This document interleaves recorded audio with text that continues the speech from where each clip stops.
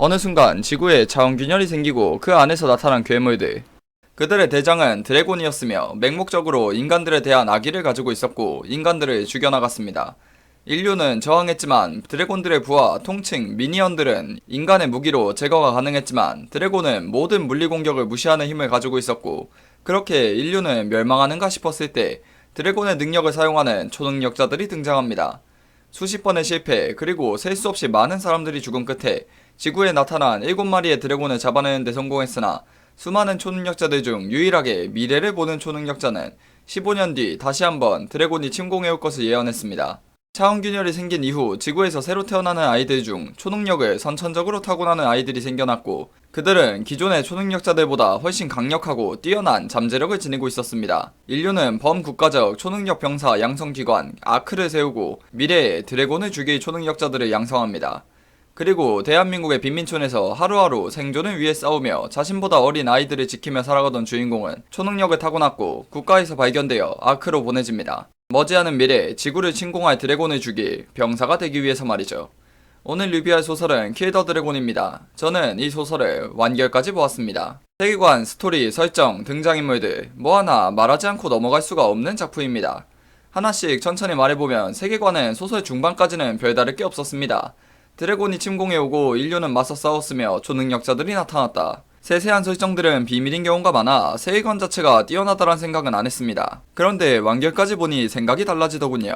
극초반부에 날린 떡밥부터 중요한 설정까지 하나하나 전부 완벽하게 회수하고 작품은 끝납니다. 솔직히 이 작품에서 가장 떨어지는 게 세계관이라 생각했는데 엔딩까지 보니 그 생각도 사라졌습니다. 아쉬운 점이라면 대부분의 메인 세계관이 소설 마지막에 밝혀져 그게 소설 중반부터 천천히 하나씩 밝혀지며 스토리가 전개되었다면 더 재미있었을 것 같은 아쉬움이 남았습니다. 그 다음 스토리는 굉장히 깊이있고 현실적인 스토리입니다. 이 작품에서 가장 뛰어나다라고 할 수 있는 건 등장인물들입니다. 처음부터 끝까지 나오는 주인공이나 메인 조연들 뿐만 아니라 2화도 채 나오지 않고 사라지는 소소한 엑스트라, 심지어 소설의 메인 악역이라 할 수 있는 드래곤까지 어느 것 하나 등장인물들이 입체적이지 않은 게 없습니다. 거기에 등장인물들이 사건을 겪고 시간이 지나며 사람의 근본적인 부분은 바뀌지 않지만 점점 성격이 변화하는 것도 매우 현실적이었습니다. 제가 지금까지 등장인물들이 입체적인 소설을 꽤 봐왔지만 이 작품 수준은 정말 손에 꼽을 정도입니다. 모든 등장인물들이 놀라울 정도로 입체적이며 단순한 악도, 단순한 선도 존재하지 않고 드래곤이라는 강력한 적이 나타났음에도 뭉치지 못하는 인류, 이 소설에서 속편한 설정 따윈 존재하지 않습니다. 저는 이 소설을 보면서 중간부터 너무나 궁금했습니다. 과연 이 작품이 어떻게 완결이 날까? 단순히 드래곤을 전부 죽인다고 해서 이 작품은 끝날 수 없습니다. 설령 드래곤에게 승리한다 해도 다른 소설에서 나오는 해피엔딩은 결코 찾아오지 않습니다. 드래곤을 죽이면 그 뒤는 인간들끼리의 전쟁이며 초능력자들과 일반인, 온갖 인과관계가 설켜 모두가 행복하게 살았다는 그런 동화 속 이야기는 현실에는 존재할 수 없다는 걸 보여주는 굉장히 현실적이고 깊이 있는 작품입니다. 그리고 완결은 더할 나위 없이 완벽하게 끝났습니다. 그리고 소설의 설정까지 소설 속에 나오는 초능력은 무엇인지, 왜 드래곤은 인류를 무조건적으로 증오하는지 모든 세계관은 밝혀지고 그것이 굉장히 탄탄함을 알 수 있습니다. 설정까지 완벽한 작품입니다.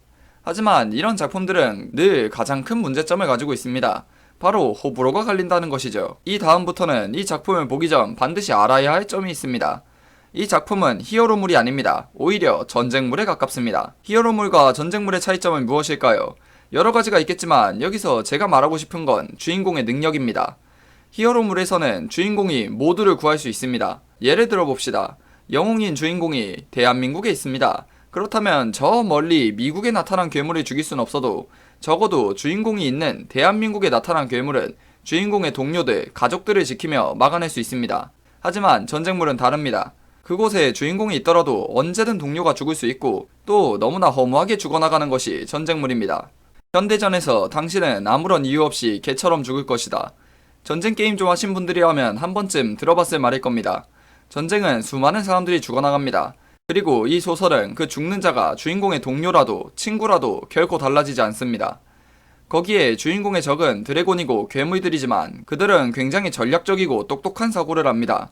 흔한 강하기만 한 현판 레이드물의 괴물들이 아닌 하나의 집단이고 인간을 상대로 전술을 걸어오고 인간이 점점 드래곤의 약점을 분석하고 강해지듯이 그들도 인간의 약점을 분석하고 강해집니다. 단순한 싸움이 아닌 전쟁이라 말할 수 있는 이유입니다. 주인공의 특징도 중요한데 주인공은 초능력이 상당히 약한 편입니다. 그에 반해 전략적이고 똑똑한 사고방식 부분에선 천재입니다. 남들은 미처 못 보고 지나가는 것을 보고 그걸로 판단을 내려 최선의 선택을 내리는 것이 가능합니다. 그리고 주인공의 능력도 나중에는 특이하긴 한데 그게 결코 먼치킨은 아닙니다. 주인공은 자신의 부족한 부분을 보조할 수 있는 동료들과 함께 싸울 때 최고의 힘을 발휘합니다. 주인공이 먼치킨이고 주변 사람들을 구하는 작품, 재미있는 개그와 시원시원한 스토리를 원하시는 분들이면 결코 보면 안 되는 작품입니다. 정말 제대로 된 명작 소설을 보고 싶으신 분들께 맞는 작품입니다. 제가 리뷰할 때 여러 번 했던 말이지만 자신이 어떤 소설을 보고 싶은지 아는 건 굉장히 중요합니다. 마지막으로 히로인 이야기를 하면은 초반부터 여자라는 떡밥을 대놓고 던지는 동료가 있기는 합니다. 하지만 그 동료가 여자인지 아닌지는 초반에나 중요했지 나중에는 별로 의미가 없습니다. 그 동료가 여자이건 남자이건 메인 스토리에는 아무런 영향을 미치지 않습니다. 한마디로 히로인은 없습니다. 제가 매기는 킬 더 드래곤의 평점은 세계관 4.5점, 스토리 전개 5점, 필력 4점, 설정의 탄탄함 5점, 주인공의 지능 5점, 악당, 조연들의 지능 5점, 소설의 어두움 4점, 스토리의 깊이 5점입니다. 점수는 높지만 과연 이 작품이 지금 영상을 보고 있는 본인에게 재미있는 작품인지는 언제나 별개라는 점 알아주셨으면 합니다.